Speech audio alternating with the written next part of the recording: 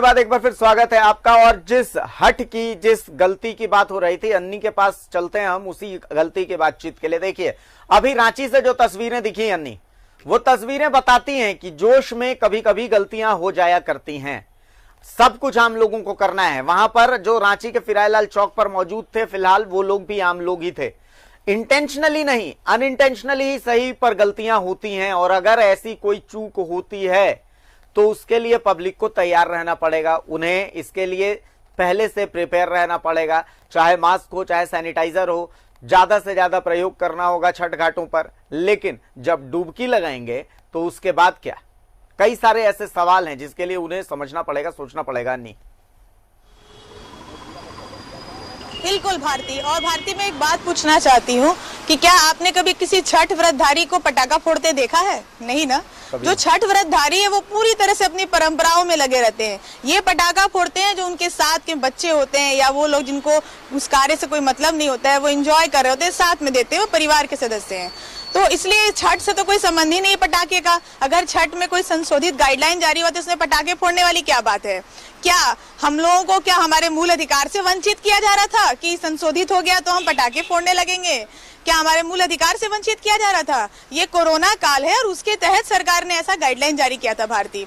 और ये जो दीपक प्रकाश जी आदरणीय कह रहे थे कि तुष्टीकरण की नीति ना करे, तो तुष्टीकरण क्या हो रहा है? क्या किसी दूसरी कम्युनिटी को छूट दी है क्या सरकार ने? मुझे तो बड़ा आश्चर्य लग रहा है। ये बिल्कुल टिपिकल बातें भारतीय जनता पार्टी कर रही है, जैसे मानो कि दूसरे धर्म के लोगों को कुछ छूट मिल गई हो। क्या आपने कभी देखा कि दूसरे धर्मावलंबियों से संबंधित कोई ऐसा गाइडलाइन हुआ है? सियासी बात तो हम छोड़ देते हैं। नहीं, सियासी बात हम छोड़ देते हैं, लेकिन सवाल यही उठता है ना कि देखिए, जोश में फिर से वहीं पर आ जाता हूं कि जोश में गलतियां हो जाती हैं।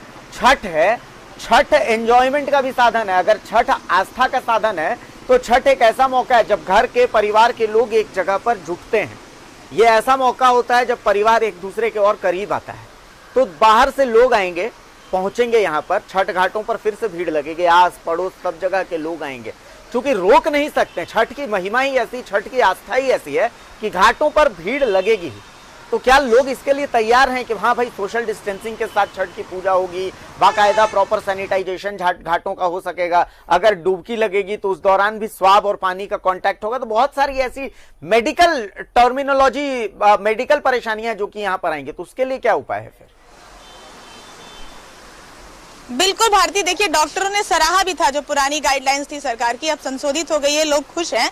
और हम किसी की आस्था पे चोट नहीं करना चाहते, लेकिन जब हम लॉजिक में आते हैं। फिर से हमारे साथ दीपक प्रकाश जी जुड़ चुके हैं, बीजेपी के प्रदेश अध्यक्ष हैं, राज्यसभा सांसद भी हैं। दीपक प्रकाश जी का एक बार फिर से बहुत स्वागत है। दीपक जी कुछ कहना भी चाह रहे हैं शायद। दीपक जी, देखिए, अभी मैंने अन्नी अमृता, जो आपकी सम्मानित संवाददाता है जमशेदपुर से, शायद झारखंड के सबसे लोकप्रिय पत्रकार है, सम्मानित पत्रकार है, उसको तुष्टीकरण के बारे में मैं बताना चाहता हूँ। जानकारी का अभाव है। जमशेदपुर ही पूरा प्रदेश नहीं है, इसको थोड़ा जानकारी रखना चाहिए। इस प्रदेश के अंदर एक मंत्री की मौत होती है और उसके मैयत पर कितने लोग जमा होते हैं? हजारों लोग जमा होते हैं। ये जानकारी इनको दे दीजिए। कोरोना का कालखंड में कितने बांग्लादेशी को यहाँ से गाड़ी में बैठाकर भेजने का काम किया, थोड़ा इनको जानकारी दे दीजिए। इनको जानकारी दे दीजिए कि किस प्रकार से चुनाव में, दुमका के और बेरमो के चुनाव में तुष्टीकरण की नीति अपनाई गई। मैं जानता हूँ, मैं इनका प्रमाण भी दे सकता हूँ कि किस प्रकार के चुनाव में कोविड-19 के गाइडलाइन को तोड़े गए हैं। इसलिए थोड़ा इनको जानकारी दे दीजिए। इनके पास जानकारी का शून्यता है, जानकारी का। इसलिए मेरे लिए बहुत सम्मानित पत्रकार है, लेकिन इस प्रकार से दीपक प्रकाश पर अगर इस प्रकार की टिप्पणी करेंगे तो मैं कहूंगा कि इनको जानकारी का एकदम अभाव है। जी। चलिए, आपकी बात आपके आगे मैं चाहता था कि शायद अन्नी आप मेरे प्रेजेंस में वो आरोप लगाती हम पर। जी, बिल्कुल दुर्भाग्य है। मेरे प्रेजेंस में वो हम पर आरोप लगाती, ना कि मेरे अनुपस्थिति में मेरे बारे में अनाप शनाप बोल रही है। ये बड़ा दुर्भाग्य है। पत्रिका ये गुण नहीं सिखाता है। जी, चलिए अन्नी दीपक जी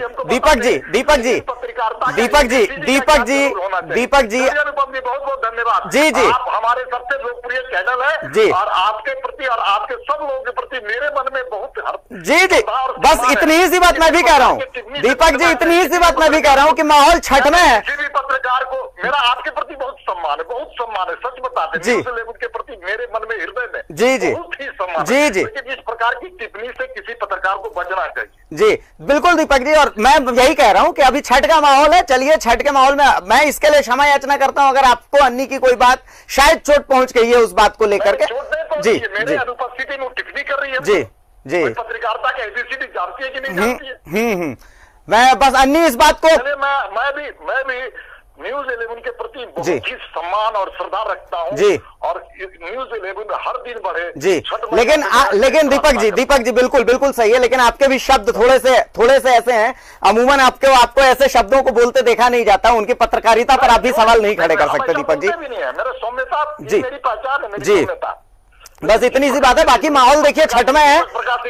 बिल्कुल बिल्कुल, बाकी जानकारी का अभाव है। जी जी, चलिए मान लेता हूं, मैं सहमत हूं।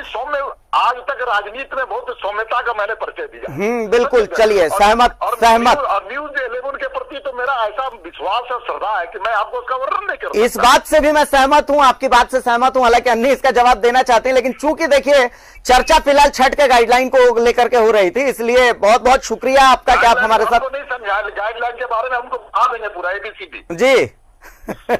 आप गाइडलाइन के बारे में बिल्कुल समझा सकते हैं दीपक जी, लेकिन सवाल देखिए यहाँ सुनिए ना, मिनिस्ट्री ऑफ होम अफेयर्स का जो गाइडलाइन है, जो बोल रही है ना SOS, बता दे तो हम जान जाएंगे वो सब काम करते हैं। और हम कहेंगे मेरे पास रटे हुए हैं डिजास्टर मैनेजमेंट से A से Z तक हम जानते हैं। देखिए सवाल है ना क्या है, ठीक है सब।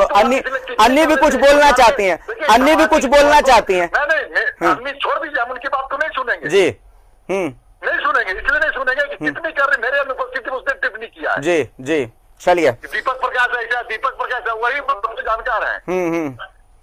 चलिए मान लेते हैं आपने, मैं फिर से वही बात कह रहा हूँ। बहुत बहुत धन्यवाद। चलिए धन्यवाद, बहुत शुक्रिया दीपक जी, आपका बहुत शुक्रिया कि आप हमारे साथ जुड़े। जी चलिए, तो दीपक प्रकाश जी हमारे साथ जुड़े हुए थे, और दीपक प्रकाश जी शायद थोड़े से नाराज नजर आ रहे थे। कई कुछ शब्द जो थे जो उन्हें, जिस पर उन्हें थोड़ा सा कुछ शब्दों पर उन्हें नाराजगी थी।